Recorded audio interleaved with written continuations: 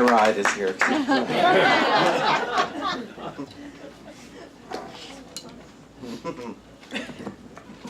no end to the good, is there? Today's talk title is called There's Good Stuff in Me. There's good stuff in me. And it's not that there's some good stuff and some bad stuff. There's just good stuff in me, and I need to become more aware of it, more familiar with it, if I'm not already really familiar with it. This past year, I've been reading Reverend Letty Hammock from Unity of Clearwater. She's put together all these prayer services. And I've been using them, and she gave me a whole bunch more while I was down there. She emailed me reams of the stuff that she has. And this is from Illumination. What is illumination except to put light on it? And this says, Spirit within me goes before me, making perfect, plain, straight, easy, and happy the pathway of my experience. And she quotes Ernest Holmes from Science of Mind. It says, wherever I go, the way shall be prepared before me, made immediate, perfect, plain, straight, and easy. Since there is but one Spirit, and this Spirit is in you and in everything, then everywhere you go, you will meet this Spirit. You meet this Spirit in people, places, and in things. There is a divine essence permeating everything, flowing through everything, becoming all things. Therefore, you may accept with positive certainty that the Spirit within you does go before you and prepares your way. She wants us to say, I know that the Spirit within me goes before me, making perfect, plain, straight, easy, and happy the pathway of my experience. So, if you'll repeat after me, I know that the Spirit within goes before me. I know that the Spirit within goes before me, making perfect, plain, straight, easy, and happy the pathway of my experience. There you go. There you go. You see, the stuff we talk about here isn't just nice stuff. It's practical. And it's applicable to every thought, every vision, every experience. Everything we talk about here is practical. How many here were here for Jackie Woodside last week? I have been told great things about her. And I love Jackie. I've never met Jackie. And we've spoken on the phone and things, we've emailed. And she said to you all when she walked in here, she was quite surprised. She walked into this little place. Because people think they see the size of a room or count the number of heads and they think small. And then she met you all. And she saw that we've got an enormous consciousness here. We always have. Now, remember something. Advanced, big, isn't better. It's just the group that found each other. You know, we're not. She called us advanced. I don't know what that means. What I do know is we're a room full of truth students, and hopefully truth practitioners. To practice it in everything, in every aspect, the stuff we like and the stuff we don't like. And I thought about what we this good stuff in us, and I've been pointing to that good stuff. For a little over 10 years. That's my job, is to point the way. That's what a preacher's job is. That's just what Jesus was doing. He was just pointing the way. Pointing the way, always within. There is good stuff within us. And you know, there's one of my favorite songs. It's a song I learned in the Church of Christ when I was a kid. And I was there at that church last Sunday. And that's why I always say in addition to, never instead of, but I'm glad I have the in addition to. And that song, you know, the wonderful little song, and it goes, I've got that joy, joy, joy, joy down in my heart. Sing along if you know it. Down in my heart. Where? Down in my heart. I've got that joy, joy, joy, joy down in my heart. Down in my heart to stay. And I'm so happy, so very happy. I've got the love of Spirit in my heart. and I'm so happy, so very happy. I've got the joy of Spirit in my heart. And the next verse goes, I've got that wonderful, no, I've got that peace that passes understanding. Down in my heart. Where? Down in my heart. Where? Down in my heart. I've got that peace that passes understanding. Down in my heart. Where? Down in my heart. Tuesday. And I'm so happy, so very happy. I've got the love of Spirit in my heart. And I'm so happy, so very happy. I've got the love of Spirit in my heart. Now this last one, this is the fun one. I've got that wonderful love of my blessed Redeemer down deep in the depths of my heart. Let's all do it. I've got that wonderful love of my blessed Redeemer down deep in the depths of my heart. Where? Down in my heart. Where? Down in my heart. I've got that wonderful love of my blessed Redeemer down deep in the depths of my heart. Deep in the depths of my heart, Tuesday. And I'm so happy, so very happy. I've got the love of Spirit in my heart. And I'm so happy, so very happy. I've got the love of Spirit in my heart. That's the song you ought to be singing to yourself all day long. That's the reminder you need to be giving yourself all day long. Every second of every day. Put yourself to sleep at night with that song. And I'm so happy. Imagine singing that song. I've got that joy, joy, joy, joy. Where? Down in my heart. Down in my heart to stay. I've got it in me. I've got it in me all the time. The love of Spirit is in me all the time. The love of Spirit is in you all the time, and in you all the time. The love of Spirit, just because you don't feel it, just because you're not acknowledging it, doesn't mean it's not there. It's just like the prodigal son. The prodigal son forgot he was loved. Didn't mean he wasn't loved. He just wasn't reaping the benefits of the love because he forgot. But the love was within him and around him all the time. We just don't reap the benefits when we forget. And when we forget to remind ourselves. Or think we're not worthy of reminding ourselves. Let me read you something else here. And I'm so happy.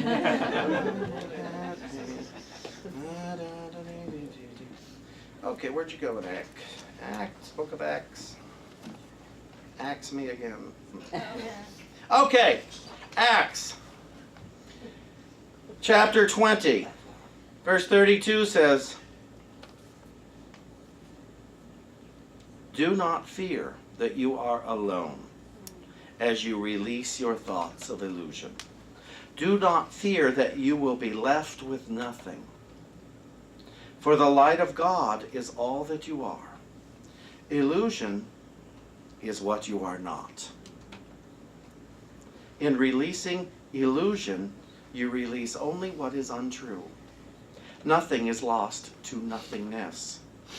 And in releasing illusion, you give yourself all that is true and you. Now let's remember, this book is the Holy Spirit's interpretation of the New Testament.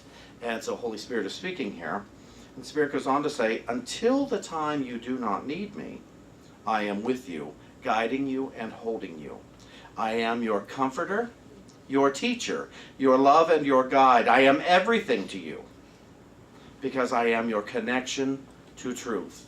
So if you're wondering, what is this Holy Spirit they talk about? It's not a religious thing. Jesus said that he would send us a comforter. That's what it is. But now you know, Spirit is my connection to truth.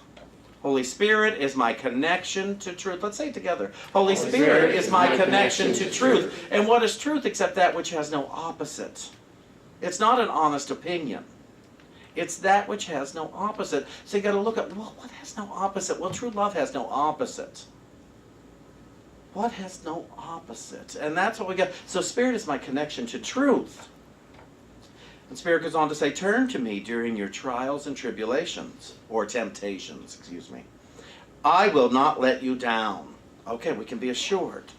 The connection to truth will not let us down if we turn to it in our time of confusion and temptation. I will not let you down. I will accept the gift of your willingness and give you all that you ask. I am your support, and you are supported. Together we will undo what needs to be undone. Now here's the funny thing. It says here, I will give you all that you ask. In truth, there are conditions here. Spirit will not give us an answer to the question, why? Because there's no truth in the question, why?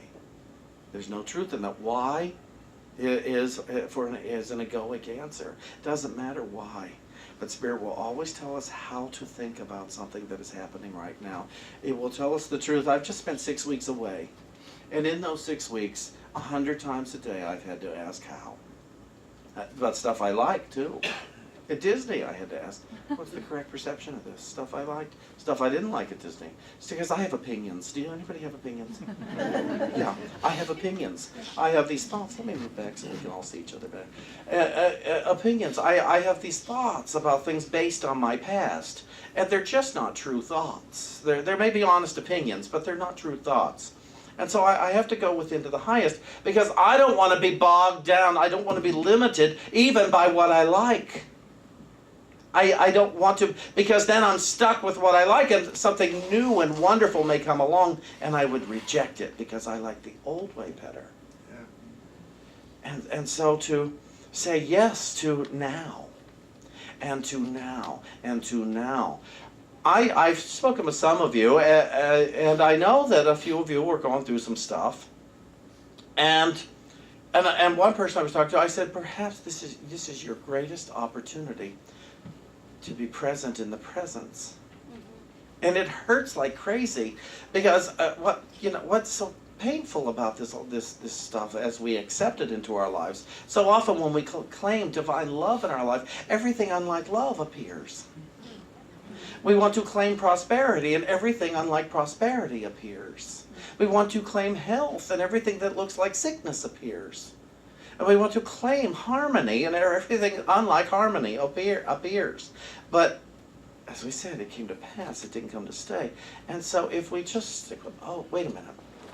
I asked for harmony, and everything unlike harmony is appearing here. Well, perhaps that's the process. It's now safe to release this. It's now safe to release this illusion, so that I can truly become aware of the good stuff in me. The good stuff that I have asked for. Why would I ask for it if I didn't believe it was available? Why go within and ask? And quite frankly, it may seem like we're asking God, that we're asking Spirit, but God is me. Spirit is me. I'm asking myself to be willing to release it to myself. Even as something as simple as a new car, I'm asking myself, I think I'm praying to God for a new car. I'm actually praying to myself to become willing to experience a new car. What do I want a new car? Freedom, mobility, peace of mind, whatever. And so, I want peace of mind, I want freedom, I want mobility. I think I don't have it. Well, I need correct perception on freedom and mobility. I need new perception about myself and my thinking. And so I look at that. And then I looked over here in chapter 12 of what do you call this? The Holy Spirit's interpretation of the New Testament in the book of Acts. And it says here that the authority of the world is confusion and illusion. Now I talk about that because I do know about you, quite frankly, because you are me. We're all the same. I think that world is real. I think the street is real, I think the traffic is real, I think the signs are real, and I think all my opinions about them are real. But it says here, and I give them power over me. I give you power over me. Don't think for 1 minute that I didn't have thoughts about some of you while I was away. And I had to reclaim my own authority over those thoughts. So the authority of the world is confusion and illusion, because what the world tells me is that there's something wrong, there's something amiss, there's something, I ought to be believing in it. And it tells me I'm bad somehow. But I love this. The authority of the world is confusion and illusion, which is no authority at all.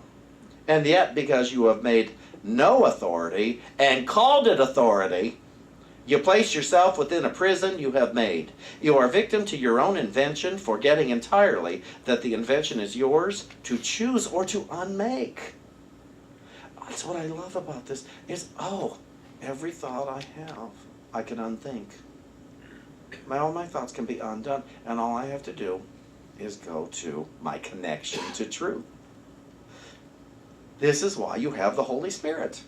And this is why the Holy Spirit is kept within your mind. The Holy Spirit is the part of you that knows its freedom and will not surrender it. And so the Holy Spirit is the part of you that remains sane and focused in reality, while the other part of your mind chooses to experience delusion. That must mean that the Holy Spirit is the part of you that is also the road back unto your truth when your fun with illusions has ended. Isn't that neat? And so, what I would invite you to look at is, how interested are you in hearing from God? Or are you more interested in telling God? And it's what's going to set us free. When I become, it's Rob Bell in the book Love Wins that says, it talks about our refusal to trust God's retelling of our story. And in my healing process, and I've consciously been healing for a little over 21 years, I constantly, and through a lot of forgetting, I have enough remembering. I have enough remembering to desire truth more than I desire illusion. Even when I am pounding my fists on a table or on my head, telling myself that this is wrong and should not be happening, I know the truth. I know that I know the truth. I've done that much healing that I know the truth, even though I'm fighting for the illusion. That somehow I would like to make this misery real. And I know that it isn't.